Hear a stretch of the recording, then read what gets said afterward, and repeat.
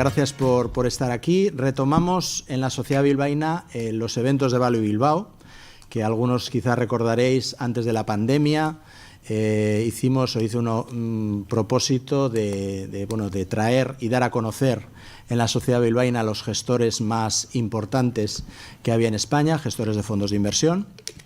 Por aquí han pasado pues Francisco García Paramés, Álvaro Guzmán, Iván Martín y otros varios, pues gestores clásicos que todavía siguen estando en el candelero y, insisto, los perfiles más interesantes dentro de este mundo de la inversión independiente.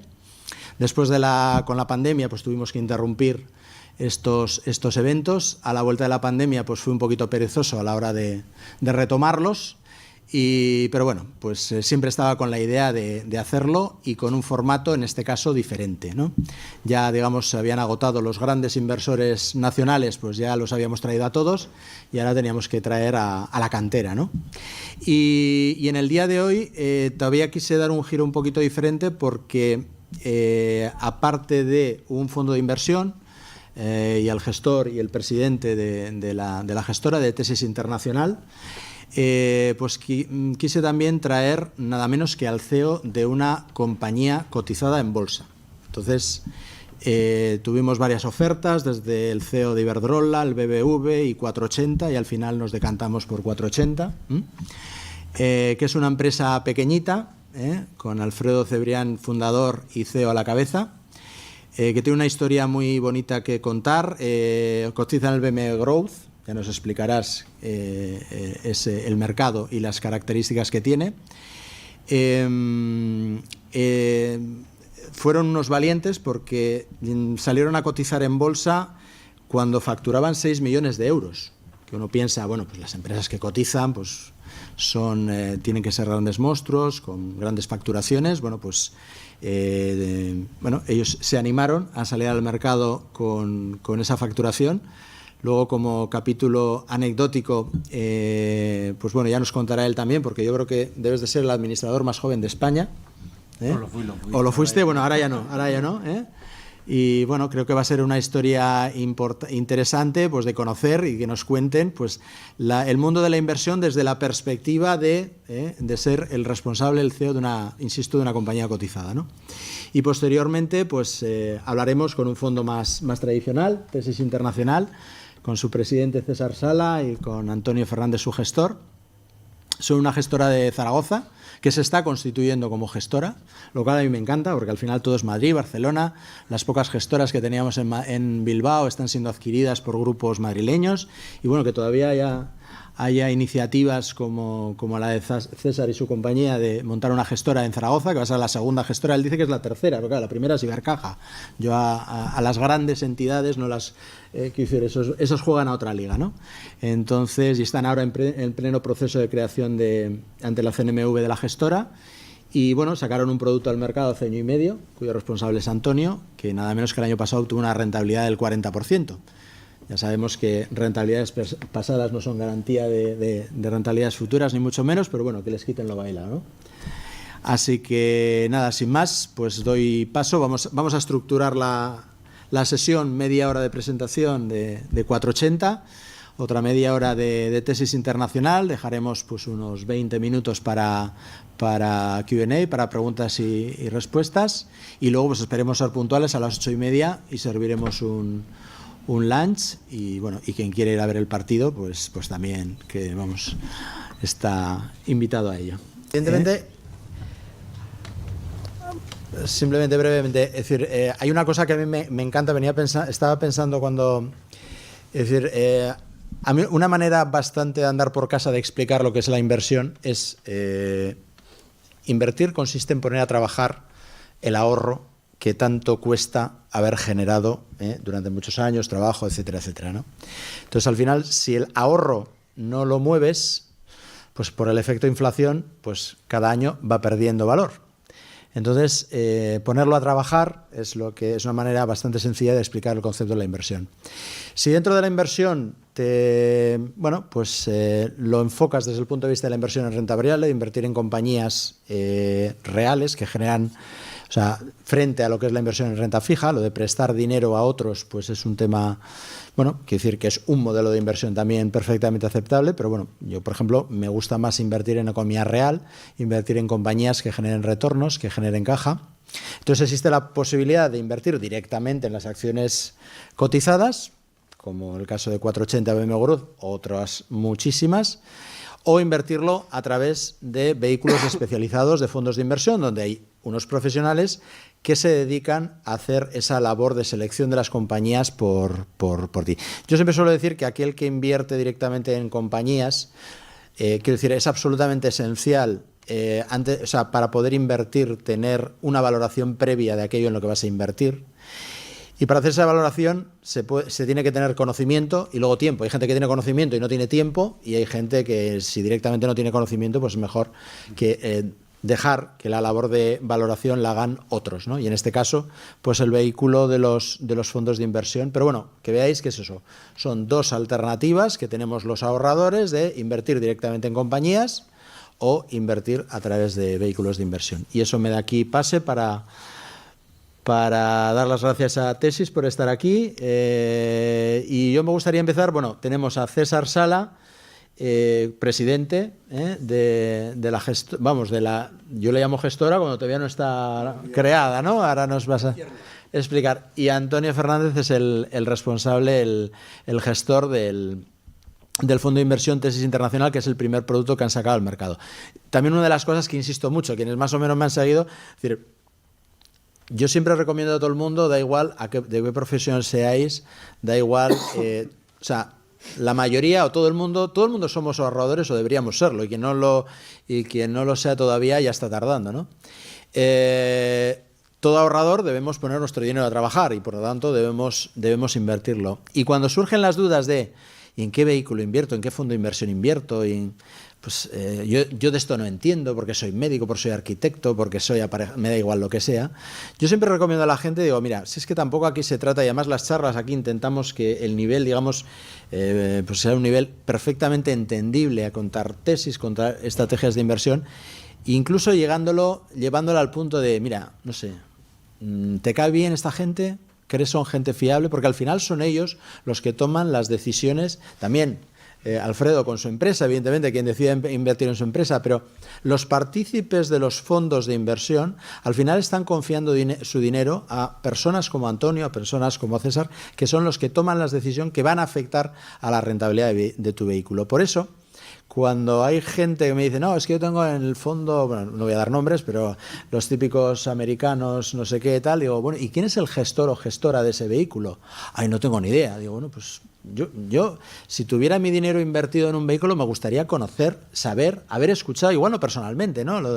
Pero sí por lo menos haber escuchado alguna entrevista en YouTube o lo que sea, para ver de qué pie coge esa persona, cómo es capaz de explicar las personas, si invierte su propio dinero en el vehículo que está gestionando. No sé, son cosas que para mí son muy importantes y que a veces yo creo que se pierden de vista. Bueno, y sin más dilación, que aquí no habéis venido a escucharme a mí, vamos a dar paso primero a César. Yo les he pedido que primero César nos cuente un poco cómo ha sido su evolución de empresario de éxito, family office y ahora animado a la gestora, y contar ese recorrido, y después daremos paso a Antonio para que explique un poco las características de su fondo. Pues muchas gracias. Nada, cuento el inicio y de dónde se gestó lo que hoy espero que el mes que viene seamos gestora. Soy ingeniero de caminos, acabé en el año 80, empecé a trabajar para otras empresas y trabajé bastante tiempo en Ferrovial.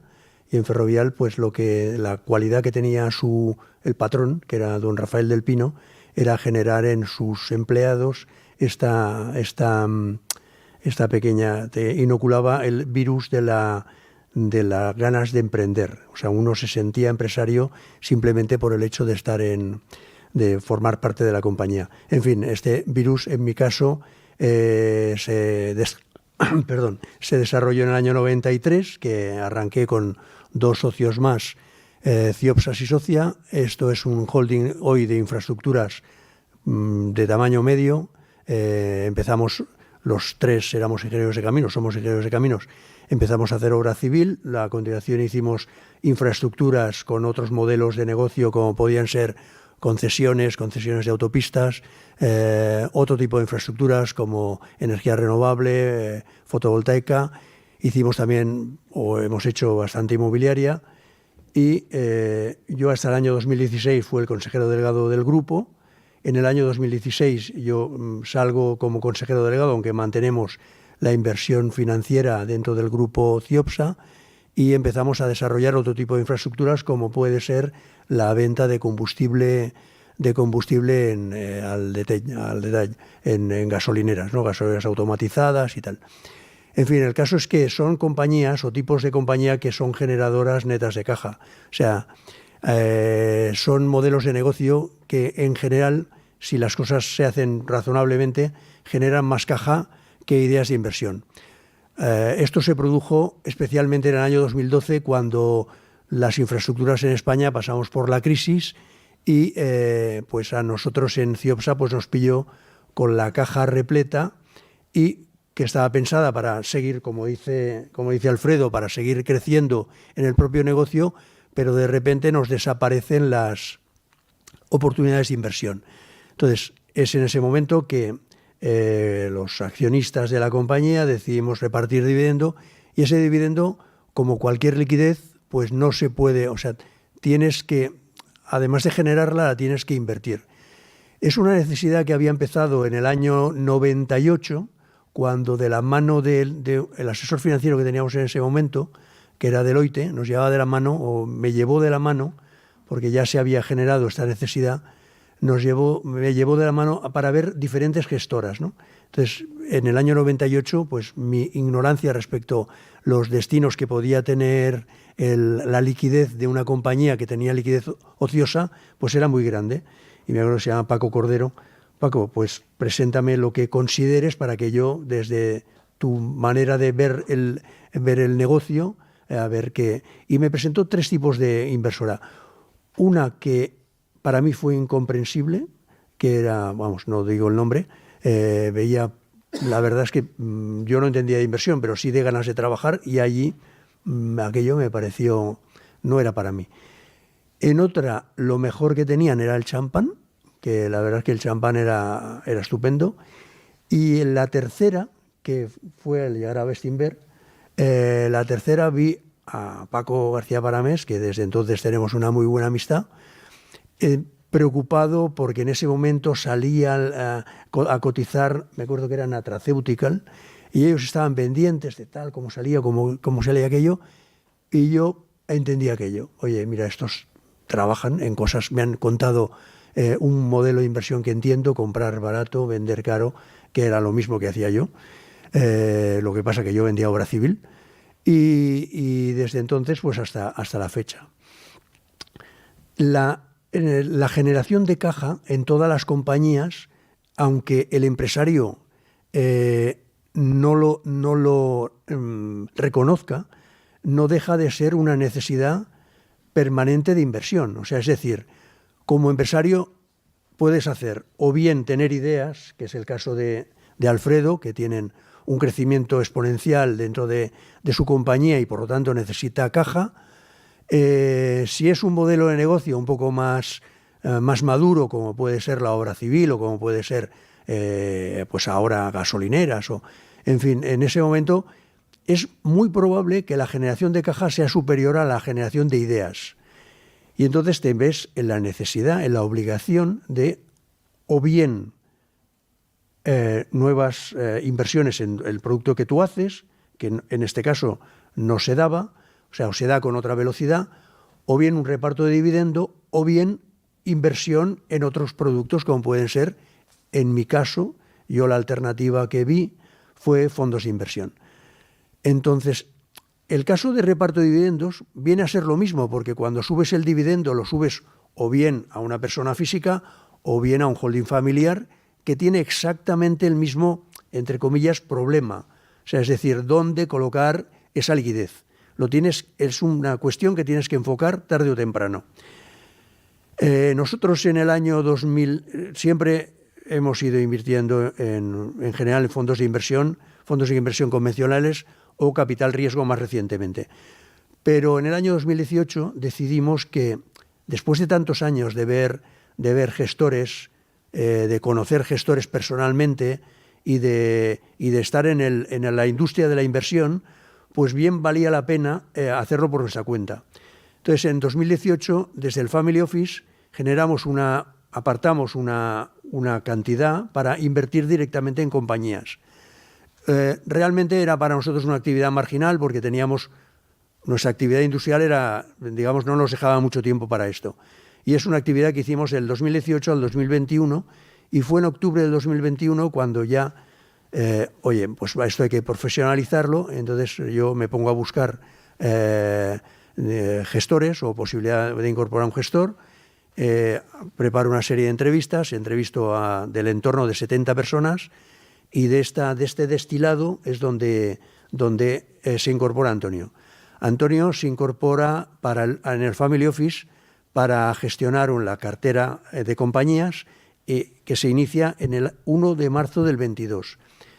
Durante este periodo también tenía en la cabeza, porque por pasión desde el punto de vista de inversor, el gestionar patrimonio de terceros. Gestionar patrimonio de terceros que entrasen dentro de los mismos vehículos que utilizamos para nosotros y fue cuando, seleccionando una gestora, pues primero intenté comprar una gestora. No me salió bien porque se me adelantó otro, que ha salido por aquí. No pude comprarla y pues decidí empezar por la parte más baja, que es como empresa de asesoramiento financiero.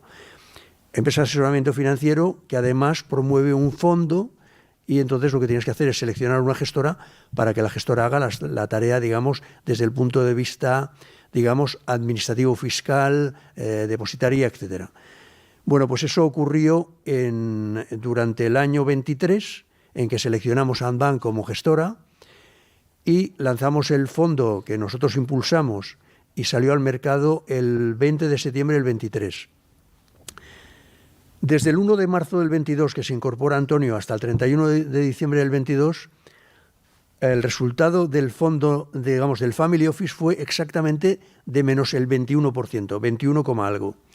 Para alguien que se acaba de incorporar a un grupo, que además, digamos, éramos inversores de un día, llevábamos desde el año 98 invirtiendo, que tenga estas rentabilidades, pues lo que tienes que hacer es callar y mirar y ver si la estrategia de inversión que tiene la persona que le has encargado a lo que debe dedicarse, te convence o no te convence. En mi caso, a mí estaba plenamente convencido y el año 23 cambian los mercados, cambian las tornas y el año 23 entre la parte, digamos, no pública de inversión y la parte pública, que es cuando ya ponemos en marcha el fondo de inversión, hicimos un más 54.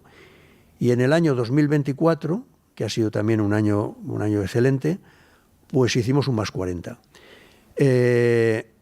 Poco a poco se van incorporando inversores terceros que nosotros consideramos que son coinversores, porque los principales inversores del fondo, por supuesto, somos nosotros y nos tratamos pues como quisiéramos que nos tratase a cualquier fondo en el que participamos.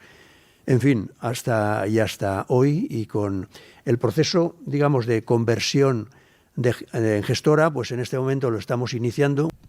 Bueno, muchas gracias, Rafa. Muchas gracias a todos por venir. Bueno, como bien ha comentado César, yo soy responsable del fondo Tesis Internacional.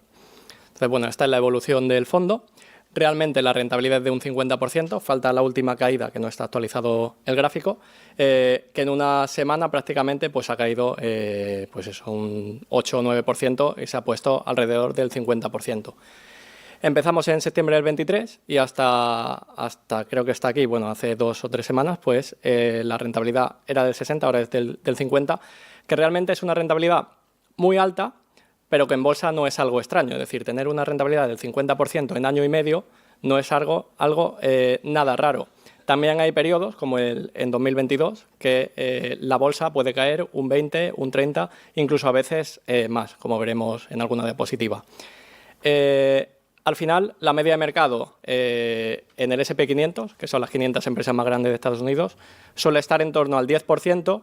Nosotros queremos eso y un poquito más. Rentabilidades pasadas no garantizan rentabilidades futuras, como bien ha dicho Rafa, pero bueno, ese es el objetivo, es por lo que trabajamos y por lo que tenemos la ilusión de seguir haciéndolo también, pues como ha empezado.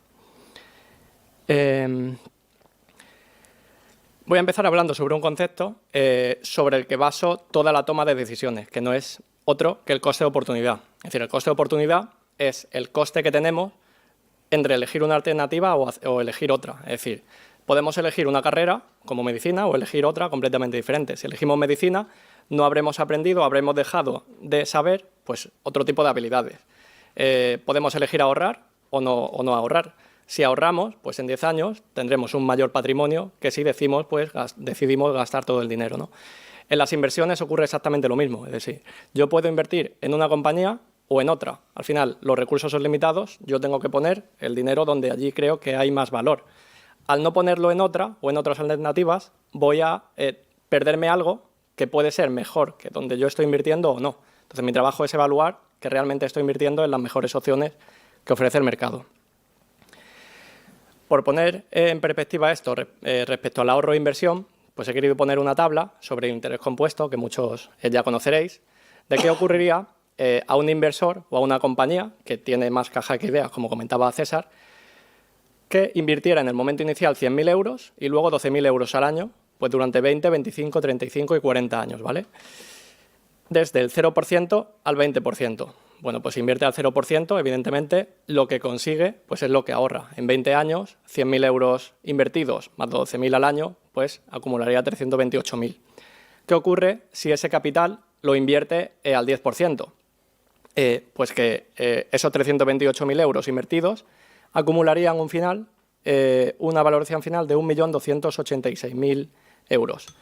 ¿Qué ocurre si en lugar del 10% conseguimos un 20%, que puede parecer mucho, pero realmente hay inversores, como Buffett, o hay compañías que sí que han conseguido esa rentabilidad? Pues si pensamos rápido puede parecer que si pasamos de un 10 a un 20%, pues vamos a ganar el doble, pero no es así. Es decir, pasamos de multiplicar por 4, como se ve en la tabla de abajo, a multiplicar por 17 por esa función exponencial del interés compuesto. Terminaríamos con un capital de 5.690.000. ¿Qué ocurre? Porque aquí las variables más importantes son tanto el capital invertido como el tiempo, como la rentabilidad conseguida. ¿Qué ocurre si pues una empresa que invierte su capital, estos 100.000 más 12.000 al año, durante 40 años, hace lo mismo pues a un 10 y a un 20%? Pues a un 10% habría invertido 568.000 euros, acumulado prácticamente 9.300.000, pero es que a un 20% ya la multiplicación por el tiempo y por la rentabilidad es exponencial y es mucho mayor. El capital final conseguido sería de 220 millones. Entonces, bueno, aquí la idea es clara, es que yo recomiendo siempre, oye, hay que hacerlo en un Excel porque no es claro verlo a simple vista, parece que es el doble, pero a medida que pasa el tiempo, la función exponencial pues hace componer de manera muy elevada el capital. Aquí lo he querido poner con un ejemplo real, como es el caso de Apple. Es decir, a partir de 2007, cuando nació el primer iPhone, pues pudimos comprar el último modelo y, bueno, podemos comprarlo, pero aparte hay alguien que decidió invertir pues, lo que valía ese iPhone en acciones de la compañía, de Apple. Y lo hizo todos los años. Cuando nació el modelo de 2008, pues invirtió también lo que costaba ese iPhone en acciones de Apple. Pues, ¿qué ocurriría? Ese inversor que prácticamente compró pues, $19.822 entre todo ese periodo, entre 2007 y 2024, ¿qué capital final tendría en estas inversiones? Pues habría acumulado $190.000, que bueno, pues para una inversión creo que asequible año a año, pues es un capital importante. Esto si lo exponemos y si Apple sigue haciéndolo bien, pues evidentemente ahora no es lo mismo un 10% de $1.000 que costaba un iPhone medio a un 10% sobre $190.000. Al final ya el tener más capital pues hace que cada vez compongamos más ese capital. La rentabilidad de Apple anualizada ha sido del 25,60. Hay pocas compañías que realmente consiguen esto, pero las hay. Está Apple, está Starbucks, está Visa, está Mastercard, está Google, está Amazon. O sea que al final no es imposible, pues realmente hay que intentar buscar este tipo de compañías, pero tener el capital, una cartera equilibrada y tener el capital pues, protegido. Ese inversor de Apple no tuvo una rentabilidad lineal del 25%, es decir, hubo muchos periodos en los que Apple cayó fuerte y tuvo caídas duraderas en bolsa. O sea, como vemos en 2008, pues el inversor de Apple soportó caídas del 60%. Es decir, muchas veces cuando tenemos ahí el capital invertido, pensamos o dudamos, ¿no? Decimos, oye, esto está cayendo un 60%, va a quebrar Apple, lo estoy haciendo mal, estaba muy sobrevalorada, ¿qué ocurre? Bueno, pues aquí nuestro trabajo es saber muy bien lo que tenemos. Va a haber épocas malas, igual que el fondo ha empezado subiendo un 50%, vamos a tener épocas donde volvamos a caer, como en 2022, un 20 o un 30%. Pero esto hay que mirarlo a largo plazo, como es la inversión, va a haber caídas de este tipo. Son los mejores momentos para invertir y para componer capital. El que invirtiera en el iPhone, en el gráfico anterior, hiciera una inversión adicional en estas caídas, pues no tendría $190.000, sino que tendría bastante más. En el fondo, en Tesis Internacional, nos gusta medir cómo un inversor que ahorra una cantidad inicial y 1.000 euros al mes, al igual que en el primer ejemplo que he puesto, pues ¿cuánto tendría a día de hoy? Pues habría invertido en total 117.000 euros y a día de hoy pues tendría aproximadamente 170.000, 177.000. ¿Vale? Pues al final está componiendo capital y es algo que, bueno, pues a largo plazo es por lo que se trabaja y por lo que ese capital queremos hacerlo crecer, fundamentalmente por encima de la inflación, pero también por encima de las rentabilidades históricas de mercado. Las caídas máximas de Tesis todavía no han sido como las de Apple. No sé si algún año tendremos una caída del 60%, pero sí que habrá caídas seguramente más fuertes que estas. Es decir, la caída máxima hasta la fecha ha sido del 8,60%. La caída actual, que ahí aparece el 5,50, aproximadamente del 8% también. Estas son las caídas históricas de mercado. Pues vemos que muchas veces son profundas y duraderas. Hay caídas pues, superiores al 50% y que pues pueden durar 3 o 4 años. Ahí es donde más dudamos, cuando nuestra inversión está 3 o 4 años cayendo. Si invertimos en un fondo y está 3 o 4 años cayendo, parece que el gestor es muy malo. Realmente el mercado muchas veces está muy negativo y se comporta así. Son los mejores momentos para invertir si uno tiene claro dónde hacerlo. Esta sería una rentabilidad, una distribución de rentabilidades, lo que se puede esperar del mercado.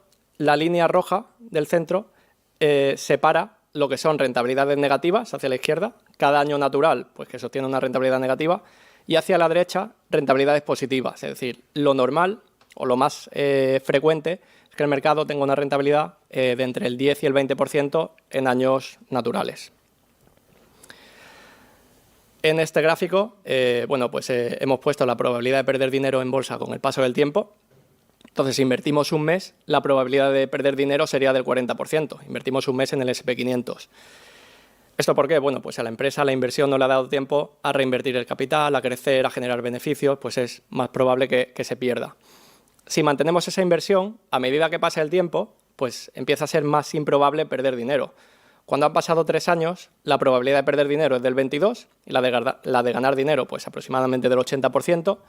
Cuando han pasado 10 años, la probabilidad de ganar dinero empieza a ser ya prácticamente del 90% y en 20 años, prácticamente en el S&P 500, siempre se ha ganado dinero. Hay un pequeño periodo donde no se ganó, pero en general las empresas a ese número de años pues han generado suficientes beneficios, han creado suficientemente valor para ser rentables a largo plazo. Ahora bien, en Tesis Internacional, ¿cómo invertimos? Bueno, pues en primer lugar hay que analizar todo el mercado, ver qué es qué compañías cotizadas hay, dónde podemos invertir y cómo son. Entonces, esas compañías, digamos, que las introducimos en un embudo y a partir de ahí vamos filtrando. Pues seleccionamos las que mejor precio tienen, las que por calidad-precio nos parecen mejores, las que creemos que por coste-oportunidad van a ser una mejor alternativa frente a otra. Pues hacemos un cribado. A partir de ese cribado, en cartera tenemos como 30-35 compañías. Pues seleccionamos las 30-35 que consideramos que son las mejores para Tesis, pero son las mejores en su conjunto. Es decir, igual podemos tener un sector que nos encanta, pero sería muy arriesgado pues poner todo o concentrar todo en un mismo sitio. Entonces, al final sí que buscamos también una cartera que creamos que sea equilibrada. Una vez que tenemos esa cartera, pues el mercado va evolucionando y hay compañías que suben, hay compañías que bajan, hay compañías que presentan resultados pues conforme nosotros creemos que deben presentarlos y otras que se quedan por debajo o que su modelo de negocio cambia y nos hace tener dudas a la hora de, oye, ¿tiene que estar en cartera o no? Pues ahí nos replanteamos los pesos en cartera, nos replanteamos si tiene sentido estar invertidos y se produce un posible ajuste o rebalanceo para volver al punto inicial de búsqueda de valor. Siempre buscamos valor, vemos qué tenemos, cómo evoluciona, si tenemos que rebalancear y si no, pues mantenemos. Dentro de las compañías de tesis, nosotros buscamos valor en cualquier sitio. Es decir, no queremos etiquetas, pues podemos invertir en una compañía que se clasifique como Value Investing, tenemos por ejemplo Miquel y Costas, o podemos invertir en compañías de calidad, que es el sesgo que tenemos. Es decir, no hay un criterio, una etiqueta, pero sí que hay un sesgo hacia compañías de calidad a precios razonables. Entonces, dentro de la calidad, buscamos empresas que sean escalables, es decir, que puedan crecer sus ventas pues, de manera más o menos consistente a largo plazo y crecer, ser más grande dentro de unos años, que sean fuertes en cualquier entorno, es decir, que si viene una crisis, una pandemia, cualquier situación, que puedan salir de ahí fácilmente, que tengan costes fijos reducidos, alto retorno sobre capital, alta generación de caja, o sea, las compañías de tesis generan muchísima caja, que tengan recurrencia de ingresos, pues eso, las compañías al final generan muchos ingresos, mucha caja y caja creciente. Una posición financiera adecuada, 60% de la cartera tiene caja neta, ventajas competitivas, capacidad para fijar precios a ser posible y, por último, que tengan un precio razonable. Es decir, el precio y la valoración es muy subjetiva. Para un inversor, una compañía le puede parecer muy cara, para otro, pues parecerle una buena idea, pero intentamos siempre no sobrepagar, porque una inversión de mucha calidad comprada a un muy mal precio puede ser una inversión muy mala a largo plazo.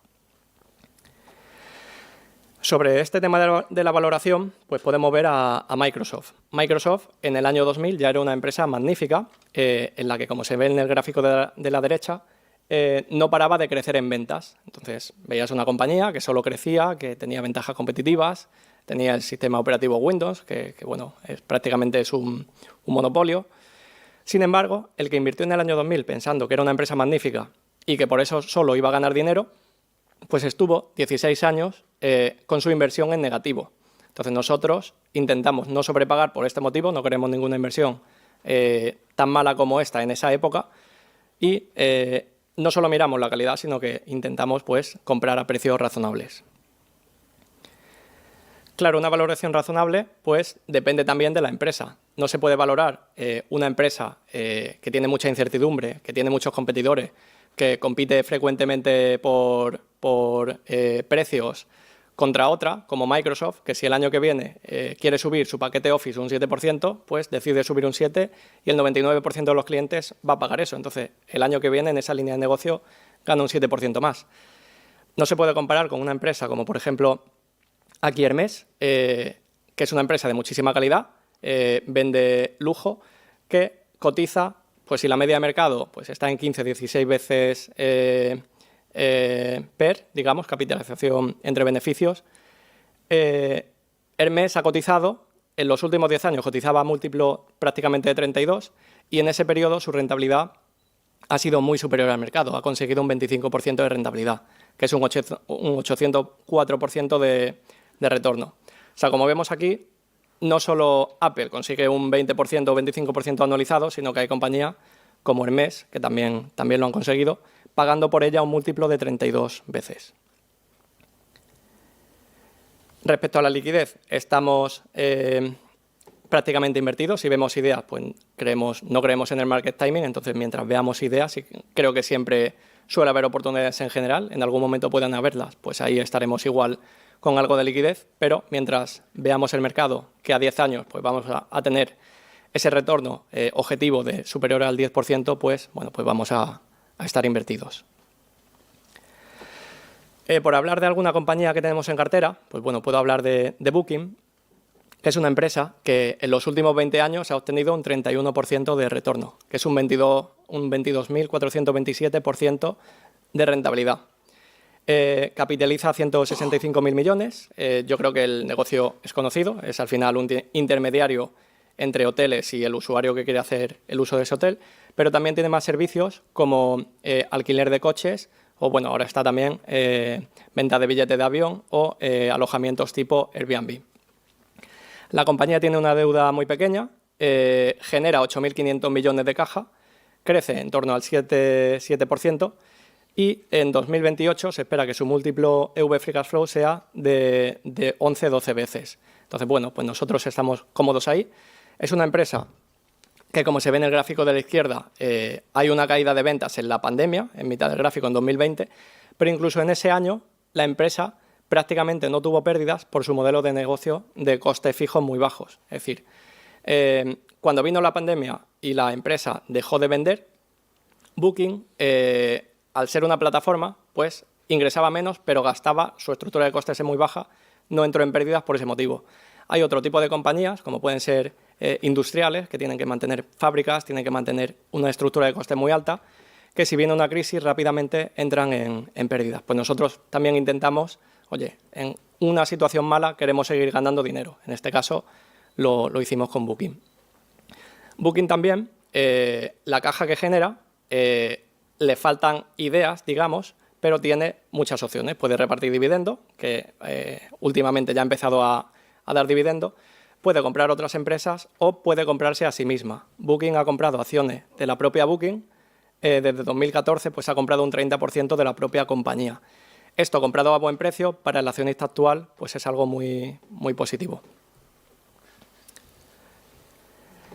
Otra compañía pues puede ser una tesis parecida, es Ulta Beauty, que es un retailer de cosmética, es decir, tipo empresas como si fuera Sephora o Primor aquí, pero en Estados Unidos. Capitaliza 17.000 millones, crece al 3-4%, tiene algo de deuda, pero deuda asumible, genera 1.000 millones de caja y, bueno, pues tiene un programa de suscripción, de fidelización con 44 millones de clientes. Como vemos en el gráfico de la izquierda, la historia es muy parecida, ventas crecientes, gran generación de caja. En este caso, número de tiendas también crece, tiene 1.400 tiendas y creciendo. Pues es una compañía aburrida, que vende cosmética, que genera mucha caja, que también es una empresa caníbal, que se ha recomprado a sí misma el 23% de las acciones desde 2015, que suelen ser muy, muy rentables. En el caso de Ulta Beauty, como hemos visto, pues en los últimos 17 años ha generado un 16,2% de retorno. La cartera de tesis tiene muchas más compañías que se complementan entre ellas. Tiene algunas de las grandes como Microsoft, Amazon o Alphabet, pero también tiene alguna farmacéutica, como puede ser Vertex Pharmaceutical, que tiene un monopolio en fibrosis quística, tiene Visa en medios de pago, tiene Apple en consumo, tiene Berkshire Hathaway, tiene Celsius, que es como una idea un poco más opcional, que no ha salido bien, tiene Shopify, tiene muchas empresas, tenemos entre 32 y 35 empresas. La compañía, la cartera tiene 32 compañías, está concentrada arriba con un 54% de peso en las 10 primeras posiciones, donde tenemos las mejores ideas, creemos que es donde más hay que concentrar. El 60% de la cartera tiene caja neta y bueno, pues es una compañía donde las empresas que forman parte de la cartera, pues en general crecen todas, crecen a muy buen ritmo. Se paga un múltiplo, creo que es razonable por ellas, pero que puede parecer exigente porque no son múltiplos de derribo de compañías mucho más mediocres, son compañías de muchísima calidad que realmente, en mi opinión, creo que justifican los múltiplos a los que cotizan. Y por último, bueno, como ha comentado César, estamos todos invertidos. Creo que no sería, creo que es bueno confiar en aquello que haces y, oye, pues poner los recursos ahí en lo que crees. Entonces, bueno, pues todos los del equipo estamos fuertemente invertidos. Y nada, bueno, el fondo pues está disponible pues en los bancos que aparecen ahí y poco más. Bueno, pues muy bien. Un aplauso.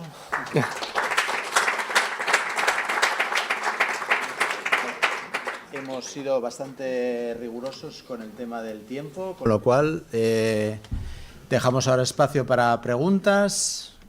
A ver quién es el que se anima. Te levanto de nuevo a César. Estupendo.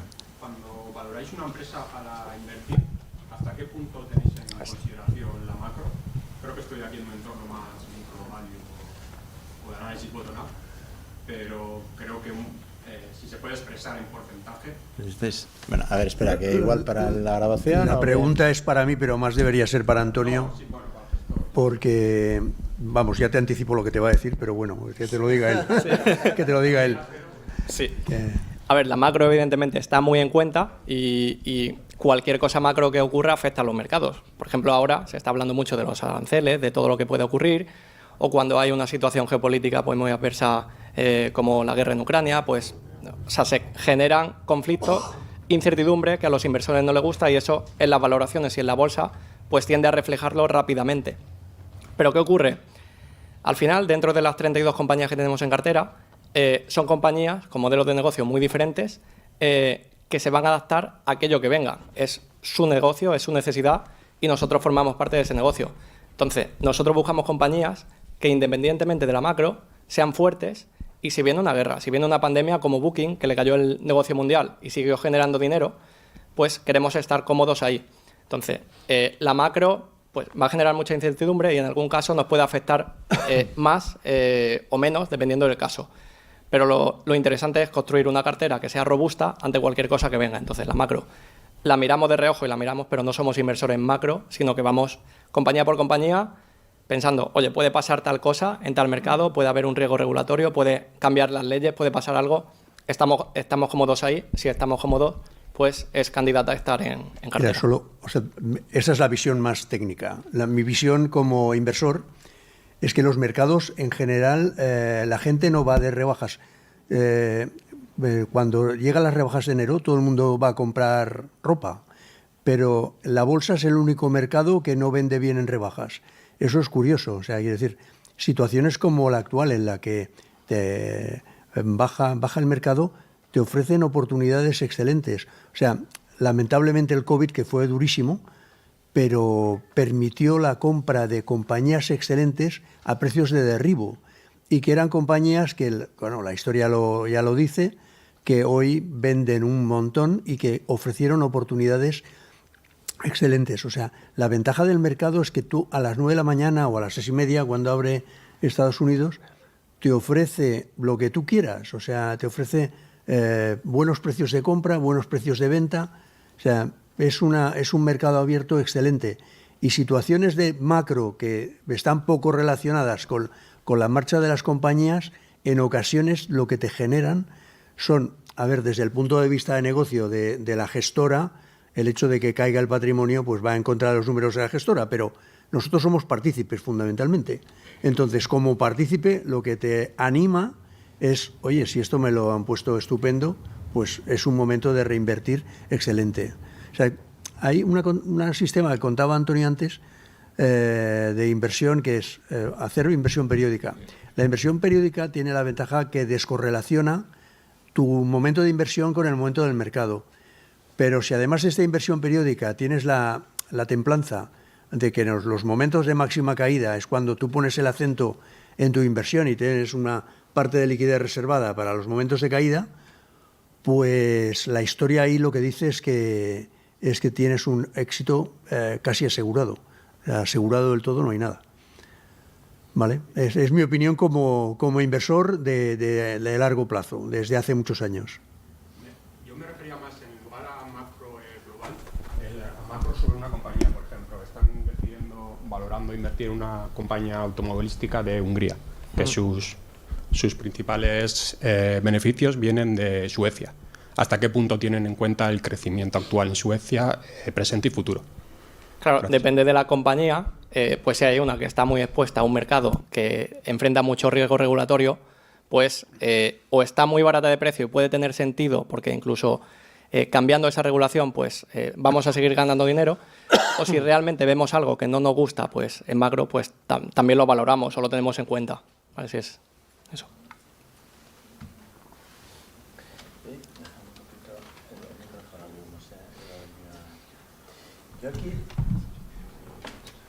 Yo aquí sí que quisiera pasar la palabra a Alfredo, porque Es decir, aquí se habla de subidas, bajadas, drawdown, el mercado, o sea, arriba, abajo. Y me gustaría conocer, desde la perspectiva del CEO de una empresa cotizada, que él además es público, tiene una participación significativa en su compañía y además, pues bueno, incluso puedes explicar un poquito a qué precio salisteis, dónde llegasteis al pico, tal. Y cuáles y luego, aparejado con eso, ¿qué sensación tienes tú en tu día a día? Y dices, pero si es mi misma empresa, si seguimos siendo mis mismos 300, ¿por qué lo que ayer valía 14 ahora de repente vale a 7? Si yo sé realmente lo que vale mi compañía y eso no se ve alterado y en cambio veo los mercados volviéndose locos, no sé. A mí esto es algo que siempre, entonces, y luego tú en tu propia cuenta, pues puedes ver con tu participación que tienes, y digo, joder, aparece en mi cuenta que tengo no sé cuántos millones, y digo, joder, pues ¿dónde están? ¿No?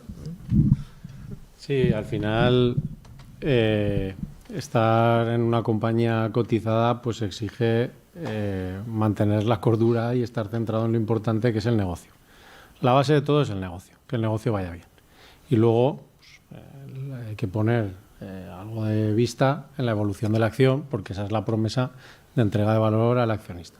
Pero lo que ocurre a corto plazo muchas veces nos refleja otra realidad, pues que se han cruzado un número de operaciones a ese precio. Pues, alguien que tenía que pagar la entrada de un piso ha vendido acciones y alguien que tenía una orden puesta pues las ha comprado. Y sobre todo en nuestro mercado, ¿no? que es un mercado con una liquidez reducida, con lo cual con un volumen bajo se puede mover el valor a corto plazo. La cuestión es ver la foto, como comentaban, con plazo amplio y ver que poco a poco se va reflejando el valor que tú consideras intrínseco de tu compañía. Y para eso pues ya te vas a las cuentas de toda la vida, ¿no? A cuánto generas, a qué rentabilidad tienes sobre el capital, a cómo estás reinvirtiendo, al crecimiento que esperas. Y uno pues tiene un valor en mente, pero no es algo con lo que puedas guiar las decisiones de la compañía, ¿no? Con el valor ni a corto ni a medio plazo. Tú tienes que construir una empresa y sabes que el inversor inteligente acabará reconociendo ese valor, ¿no? Y luego nosotros que podemos ver las posiciones de nuestros accionistas, pues lo que decía César es tal cual, ¿no? Ves que pues, probablemente el inversor más cualificado, el que está más encima, cuando ha habido fluctuaciones que evidentemente eran ajenas a nuestro negocio, porque nosotros salimos a 9,35 euros la acción de valoración. Y el mismo día, ¿no? El día que tocamos la campanita, que por cierto te la regalan, ¿eh? La tenemos nosotros. Tocas la campana y la primera cotización que aparece en pantalla en la bolsa, 14,20 o bueno, 14 y pico, o sea, ya una revalorización inmediata. Pero es que en los 3 siguientes meses, pues como acabas de salir, hay mucha expectativa, dijimos que la ampliación que hacíamos iba a ser para comprar compañías y cumplimos, y llegamos a 28 euros. O sea, en 3 meses, de 9 euros a 28 euros. Estás preparando la entrada a Lamborghini. No, la verdad que no. La verdad que no porque pues bueno, lo interpretas más como un momento de mucha atención, algo especulativo de salida de bolsa y tú tienes que mantenerte pues en tu línea frío y sabiendo que iba a caer. Porque evidentemente inversores que conocen la empresa porque se la han contado, que han metido un dinero y ven que en 3 meses han triplicado la inversión, pues lo lógico es que quieran recoger beneficios, ¿no? Entonces luego cayó. Lo que pasa es que la caída fue mucho más acusada de lo que esperamos y llegamos a estar a 7 euros por debajo del precio de salida. Y han visto la evolución del negocio, o sea, multiplicando el tamaño. Convertimos los ingresos de 2018 en EBITDA de 2022. O sea, que el negocio va fenomenal tal, y el valor va haciendo estas cosas. Pues bueno, acabas de salir, el free float, los inversores que participan de tu compañía pues son pocos, entonces hay poca liquidez y lo que decíamos, pues con un importe pequeño te mueve mucho el valor. Y ahora ya poco a poco, pues ya llevamos más de 12 meses, 18 meses donde se ha ido recuperando, estamos en torno a 14 y medio. Pues ya vemos que conforme la compañía se conoce más, es más grande, el mercado empieza a reconocer un valor que nos parece más sensato, ¿no? Pero eso, tú como una persona que estás liderando un proyecto empresarial y tal, tienes que mantenerte muy frío y bueno, es un indicador y claro que todos los días veo como cerrado porque tengo un compromiso con la gente que invirtió. Nosotros hicimos una ampliación de capital a 14 euros en 2022 con la empresa más pequeña. Yo dije, no vamos a hacer ampliación de capital por debajo de ese precio ni muerto, porque yo con mi cara fui a unos inversores y les dije, esta empresa vale 14 euros hoy. Y si hemos he crecido, hoy vale más. Entonces buscaremos otras vías para crecer si necesitamos financiación y es lo que hemos hecho. Mantenernos firmes en esa idea y defender el valor. Y ahora se empieza a reconocer. Y firmamos unos convertibles con Inveready y fijamos 18 euros el valor de conversión. O sea que lo que sí que tenemos muy claro es que hay que cumplir. Con los clientes, con los empleados y con el inversor hay que cumplir. Las cosas pueden ir bien o mal porque no depende todo de uno mismo. Pero si tú haces el trabajo y haces lo que te comprometes, que es estar encima y gestionar bien, pues al final tienes muchas probabilidades de que las cosas vayan bien para todos. Me enrollo un poco, pero bueno. No, está bien. Y más allá de la cotización, que al final la cotización es el resultado de la última interacción, la última compraventa de acciones. Si este señor y yo nos ponemos chalaos y decide venderme una acción por 55 euros y yo se la compro, va a reflejar en ese microsegundo, va a aparecer la cotización. Bueno, hay una en los últimos 5 minutos está esa subasta aleatoria para que no sea tan fácil, ¿no? Sí. Pero bueno, que haya manipulación del mercado, pero con poco dinero se puede, claro, pues se puede mover el valor. Pero, quiero decir, el valor de las compañías, quiero decir, los que están en el día a día de las compañías, este señor sabe exactamente lo que vale su compañía. Más allá, por eso hay determinadas operaciones en las cuales está dispuesto a entrar o a no entrar, o a sugerir ampliación de capital, otras vías de financiación, pero el es que yo, por ejemplo, a ver, se habla del riesgo y hay que tenerlo presente, pero claro, cuando vemos un billete de 10 euros que no tiene ningún valor intrínseco, que solo es un milagro de la humanidad. Eso vale 10 euros porque todos estamos de acuerdo en que vale 10 euros, pero fíjate que pocas cosas nos hemos puesto de acuerdo, pero el valor intrínseco de ese papel, ¿cuál es? ¿No? Entonces, claro, cuando dice, no, es que invertir en bolsa, invertir en fondos es arriesgado, digo, es arriesgado cuando lo comparamos con algo tan volátil y loco como el dinero. Pero para mí es más tangible el equipo que tengo en la empresa, el producto que tengo, o cuando invierto en una fábrica, en algo industrial, pues puedo ver la actividad, la economía real, el trabajo. O sea, claro que fluctuará el valor y en esos términos puede ser arriesgado, pero a mí me parece que es mucho más arriesgado tener liquidez que tener empresas que en última instancia construyen cosas que necesitamos para nuestro día a día, ¿no? Y aportan más. Entonces, pues no sé, yo es lo que veo. Yo tengo mi empresa y mi patrimonio es mi empresa y la voy a hacer crecer y va a ir bien. Y preocuparme al cambio al euro cuánto vale mi empresa todos los días no lo veo razonable, porque me fío más del valor de mi empresa que del valor del euro. Porque es una unidad de medida útil para todos y todos tenemos que defender ese consenso que ha sido muy difícil, ¿no?, de conseguir para la humanidad, estoy de acuerdo, pero es que a veces cuando nos ponemos a valorar las cosas damos todo por sentado, ¿no? El dinero ya no lo creemos porque nos lo han enseñado así. Pues yo prefiero tener cosas más reales que el dinero. Porque el riesgo, la volatilidad es el riesgo, Antonio. El riesgo, en mi opinión, es que la empresa lo haga mal y perder dinero de manera permanente. Es decir, la bolsa al final volatilidad siempre tiene y como hemos visto las caídas máximas de mercado en el Standard & Poor's o en Apple, por ejemplo, va a haber caídas. Que Apple cayera en un momento un 50%, pues si lo miras a 10, 15 años, es que ahí hubiera ganado dinero de manera evidente. ¿Qué ocurre? Que el riesgo, si tú tienes un horizonte temporal muy pequeño, de meses o de un año que vas a necesitar el dinero e inviertes en bolsa, pues no deberías de invertir en bolsa. Ahí sí tienes un riesgo porque la bolsa tiene esa volatilidad.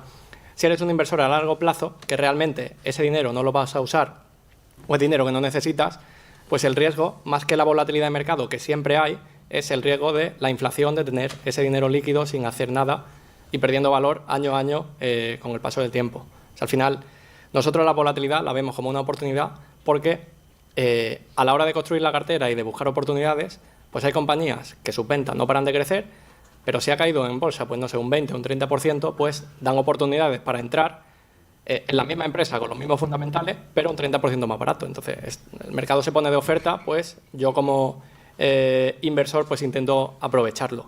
Pero claro, ahí el riesgo para una persona a corto plazo pues sí que lo tendría.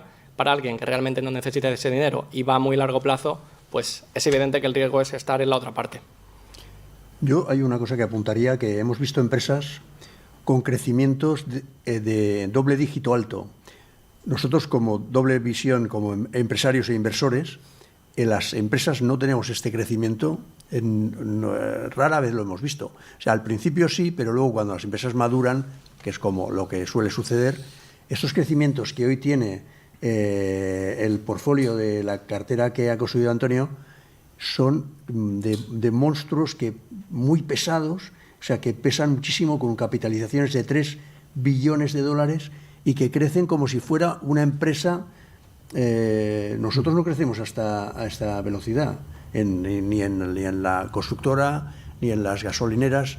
Somos incapaces de crecer y, sin embargo, en la bolsa, en los mercados cotizados, hay estas oportunidades que te ofrecen todas las mañanas al abrir el mercado. O sea, es un milagro eso.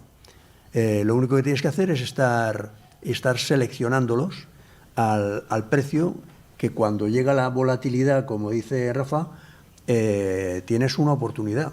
Lo que tienes que hacer es, en ese momento, verla, ¿vale?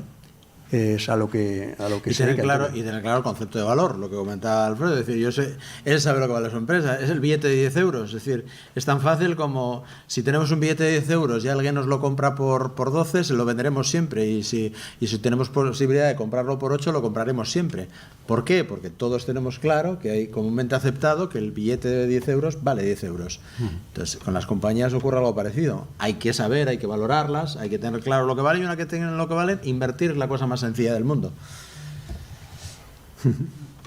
Alejandro.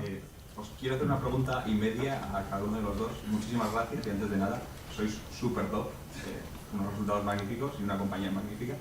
Igual os llevo siguiendo 2 años, o sea, pregunta y media para Antonio. Apalancamiento y el tema de neto fees o antes de fees. ¿Los resultados que nos has enseñado son antes o después de fees? Los resultados son después de comisiones, ¿vale? Siempre son netos. En todos los fondos siempre se descuenta diariamente la parte proporcional de las comisiones. Y apalancamiento... ¿Utilizáis apalancamiento? No, los fondos son sin apalancamiento. O sea, sí que puede haber compañías apalancadas, compañías que tengan deuda, pero bueno, es un 40% más o menos de la cartera con deuda, pero deuda muy asumible. Es decir, deuda pues que en 1 o 2 años la pagan, ¿vale? Pregunta y media, corrígeme si me equivoco, Alfredo, pero 70% más o menos ventas recurrentes. ¿Hacia dónde vais? ¿Hacia productos o hacia servicios? Porque uno es menos recurrente y el otro es más. Sí. Segundo, has hablado de Centroamérica como caso de éxito. No sé si puedes hablar de Buenos Aires o de alguna cosa donde no haya sido una cosa, o sea, no haya sido espectacular el resultado, pero seguro que habéis aprendido según temas. Bueno, como os explicaba al principio, nosotros ponemos mucho foco en los ingresos recurrentes, y a día de hoy son un 70%, y independientemente de que sea producto o servicio, por ejemplo, en la parte de ciberseguridad pesa el servicio más que el producto, son servicios igualmente recurrentes, ¿no? Lo que es el SOC, el Servicio de Security Operation Center, de monitorizar la seguridad, es recurrente. Lo que pasa es que es algo menos escalable. Y hay un techo, no sé dónde estará el techo del porcentaje de recurrencia sobre el total, porque hay unos fees que van ligados a la venta, ¿no? Pues hay productos nuestros que requieren de una implantación y se cobra ese setup, y ese es un ingreso puntual. Entonces, conforme tienes nuevos clientes que les cobras ese ingreso puntual, pues la generación de nuevos clientes hace que no todo el ingreso sea recurrente, ¿no? Entonces, yo creo que a partir de ahora, pues en torno a 70-80% de ingresos recurrentes será una cifra ya difícil de batir si seguimos creciendo e incorporando nuevo cliente, ¿no? Y luego la otra pregunta sobre Latinoamérica. Bueno, al final, claro, hoy contamos resumido toda la historia de todos estos años y todo suena muy bonito, pero efectivamente ha habido muchas fases complicadas. En Colombia, que ahora es uno de los países principales, Latinoamérica para nosotros, la oficina de Bogotá de ciberseguridad, estuvimos años pues pasando la mano por la pared, literalmente, intentando montar el negocio allí, ¿no? Porque tienes que conocer la cultura, porque cometemos errores, porque a veces pues das por sentadas cuestiones que no debes de dar por sentado. Y nosotros ahora la internacionalización pues ya tenemos muy claro que la tienes que hacer con gente local que lidere el proyecto, que hable el mismo idioma y tenga la cultura de los negocios del cliente. Nosotros podemos dar soporte a nuestro equipo, pero nuestro equipo allí tiene que ser gente top de allí. Y eso es lo que nos ha funcionado. Y es lo que aprendimos. Intentamos abrir Chile. No sé lo de Buenos Aires por líder, pues fue una experiencia muy, muy puntual. Pero bueno, Italia, tuvimos una sede y también recogimos. Nosotros lo que sí que tenemos es una filosofía de prueba-error muy rápida. Es decir, a veces hay que pensar bien las cosas, pero hay determinadas situaciones en las que probar rápido te va a dar un feedback determinante y es mucho más económico que perder un año pensando. ¿No dices? Porque para nosotros abrir un mercado pues no requiere una gran inversión. Muchas veces contratar un par de personas que hagan desarrollo de negocio y probar, ¿no? Entonces, pues hemos hecho mucha prueba-error sin complejos. Esa es nuestra filosofía, ¿no? Para nosotros el éxito se mide en el feedback. Es decir, podemos abrir una oficina en Italia. Si sale mal, pero tenemos un feedback completo que quiere decir por qué ha ido mal, es por el producto, es por esto, es por tal, nos han faltado recursos. Ese aprendizaje es oro, porque luego vas a la siguiente y aciertas, ¿no? Y lo haces mejor. Pero bueno, sí, es igual que hemos lanzado productos que no han funcionado, es que es el día a día de una empresa y tú tienes que aumentar las probabilidades de éxito multiplicando las actividades que haces, ¿no? Es muy difícil estar pensando, tener una idea y que esa idea te dé el resultado. Eso no funciona así, ¿eh? Es más complicado. Un par de reflexiones. Después de haber escuchado, primero con Alfredo, me ha divertido el hecho de que cuando subió de 9 a 28, tuviste la tentación de decir, bueno, a ver, 9 a 28 ya la largo, porque para mí ya hubiera sido ya una red flag que un gestor, después de ver cómo su acción sube de 10 a 30, y de repente le da por vender acciones. O sea, si estuviese pensando en invertir en esa compañía, ver cómo ya el gestor ya vende de las mismas, para mí ya sería como un... ya no es confiable este tío. Y otra, porque César, me ha gustado una reflexión de que todos los días el mercado te da oportunidades, y es cierto, en pandemia algunos aprovechamos, cayó alguna cota de empresa, cayó un 30 o un 50% y las aprovechamos y algunos nos ha dado rentabilidades de tres cifras. Pero bueno, a veces he cometido el error de mantenerlas un poco en cartera cuando tenía que haberlas largado.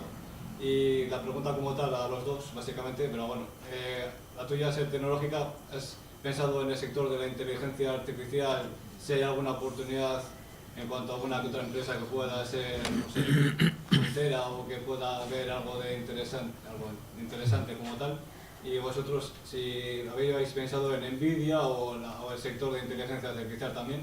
Y otra pregunta que yo creo que ya me habéis respondido, si tenéis en cuenta con todo esto de los aranceles la volatilidad que pueda existir de aquí a, no sé, el tiempo que le da Trump por imponer o dar marcha atrás a los aranceles. Gracias.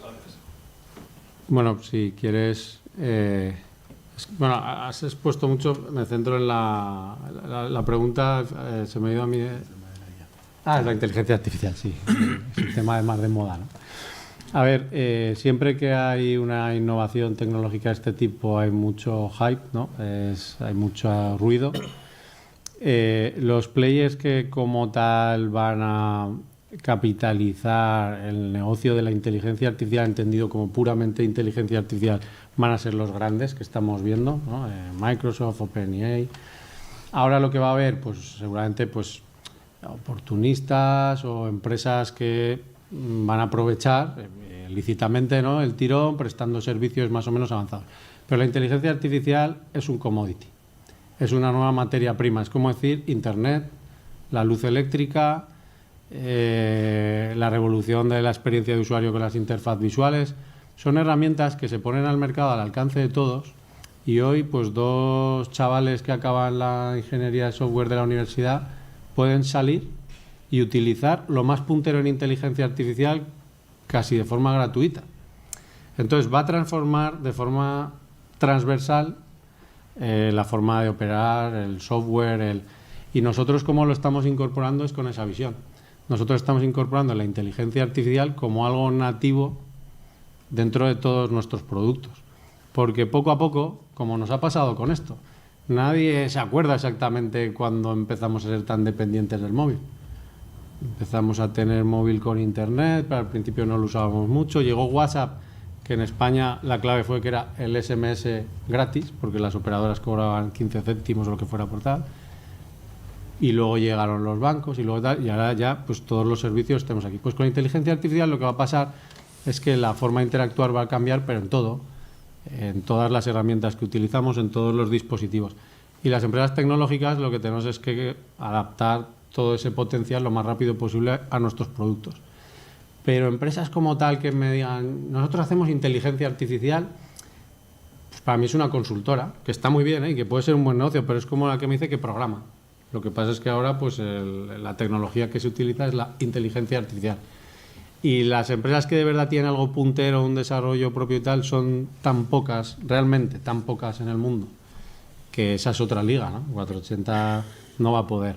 Nosotros ahora tenemos un proyecto de INCIBES público, 3,5 millones de euros, en un producto que estamos desarrollando para ciberseguridad, que es la aplicación de la inteligencia artificial a la hora de correlacionar eventos de seguridad. Nosotros recibimos miles de eventos de ataques de ciberseguridad de bancos en nuestros centros de seguridad, y ahí el reto a veces, un ataque empieza de forma sutil, claro, porque los atacantes quieren pasar desapercibidos. Entonces, pues va... rompen, ¿no? Para no meterme en tecnicismos, pues rompen un acceso, están ahí latentes, accediendo a información. Entonces, para visualizar eso tendrías que analizar y correlacionar miles, a veces terabytes de datos, para darte cuenta de que eso está ocurriendo, ¿no? Pues aplicando la inteligencia artificial a ese campo, puedes marcar la diferencia, darle al analista un contexto y decirle ha ocurrido todo esto, una interacción, ¿no? Donde hablas de forma natural con los datos. Pero nosotros no hemos inventado la inteligencia artificial que estamos aplicando. Nosotros nos estamos nutriendo de esa materia prima y le estamos dando una aplicación útil. Y eso es lo que creo que tienen que hacer todas las empresas, casi en todas las industrias, ¿no? Ver cómo. No lo sé, puede surgir. Esto ahora es tan incierto y nosotros, claro, si vemos una empresa interesante, es interesante. Que sea inteligencia artificial o no, casi que nos da igual. Si es interesante, es interesante. Vale, me preguntabas por NVIDIA. Nosotros no la tenemos en cartera, principalmente ha sido siempre por precio. Ahora sí que ha bajado, a lo mejor se puede poner más interesante, igual nos perdemos algo y somos conscientes de que podemos perdernos una oportunidad de inversión, pero sí que hemos preferido siempre tener empresas en las que haya una mayor recurrencia de ingresos. ¿Qué pasa con NVIDIA? NVIDIA ahora mismo hay una falta de chips increíble y hay una demanda por parte de las grandes tecnológicas que están construyendo centros de datos, pues que va a haber falta de chips durante los próximos años. Entonces eso hace que ellos puedan fijar precios prácticamente en los chips y que ganen mucho dinero y vayan a ganar mucho dinero en los próximos años. ¿Qué ocurre? Que mientras esto pasa, las grandes tecnológicas también intentan depender menos cada vez de este tipo de tecnología de NVIDIA. Entonces también intentan fabricar sus propios chips, hacer sus propios modelos y hacer su propio negocio para depender menos de esta compañía. Si van a tener éxito o no, no lo sé. ¿Que NVIDIA es una gran empresa y lo va a seguir haciendo bien? Seguramente sí. Pero prefiero compañías con ingresos más recurrentes, que yo tenga mayor visibilidad de aquí a 10, 15 o incluso 20 años, aunque ya es bastante difícil imaginarse una empresa a ese plazo, pero algo que a mí me dé más tranquilidad y que yo, pues si me despierto eso dentro de 10 años, sepa con una seguridad alta de que mi empresa, pues como Microsoft, por ejemplo, con Office, como he comentado antes, pues cada año va a crecer un poquito más solo por fijar precios, ¿vale? Prefiero esa recurrencia de ingresos. Respecto a la inteligencia artificial, en cartera tenemos algunas de las grandes que están desarrollando esto.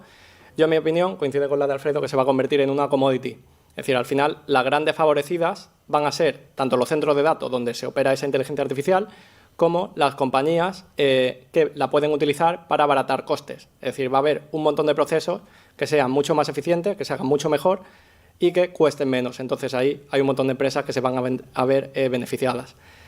En cartera, yo he pensado sobre ello, creo que no hay ninguna que tenga una posible disrupción, que es algo que me preocupa. Más allá de Google, que Google sí que hemos vendido parte, porque parte de su modelo de negocio, que es el buscador, pues yo no sé la mayoría de personas, pero yo en mi caso cada vez utilizo más la inteligencia artificial para buscar. Entonces, en un negocio donde un alto porcentaje de ingresos te viene directamente por la búsqueda y es posible que cambie, pues oye, a mí me da más seguridad ir reduciendo poco a poco esa posición. Luego Google, evidentemente, tiene compañías magníficas como pueden ser Waymo, como pueden ser Google Cloud, es decir, tiene más cosas, no se va a ir a cero. Google tiene un valor y un valor alto, pero hay una parte que sí me preocupa y eso me hace bajar exposición.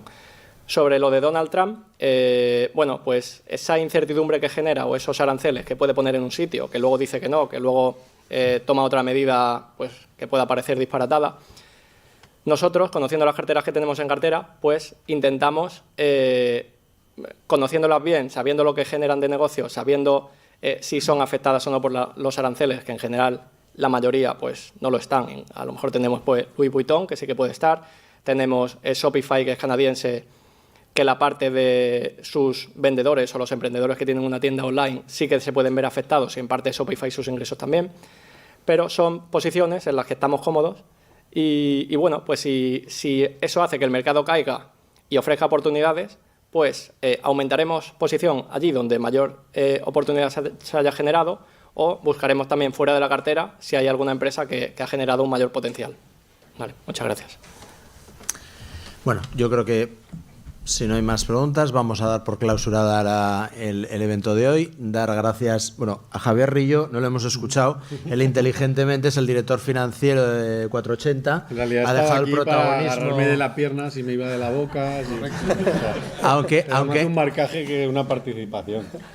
Aunque en realidad es el responsable que estemos aquí, porque fue él el que nos lió a todos, el primero a mí, y bueno, pues bienvenido sea. Además, su historia merecería también ser contada. Una persona que viene del mundo de la gestión, nada menos que en Ibercaja, y de repente deja Ibercaja y se convierte en el director financiero de una empresa como 480. Pero bueno, eso lo dejaremos para otro capítulo. Así que muchas gracias, Alfredo, muchas gracias. También, por supuesto, César, Antonio, así que, y nada, a ustedes, pues decirles que ya me he animado, o sea que vamos a continuar con este tipo de eventos en formatos, vamos a hacer algún tipo de modificaciones que bueno, a los que son socios de la Sociedad Bilbaína pues lo conocerán de primera mano, y a los que no lo son y me quieran seguir en redes pues informaremos de los próximos eventos que haremos y el formato que daremos. Así que muchas gracias por su atención. Ahora nos van a servir un lunch, con lo cual quien quiera seguir interactuando con los ponentes pues fantástico, y quien quiere ver el partido pues también. Muy bien, gracias. Gracias.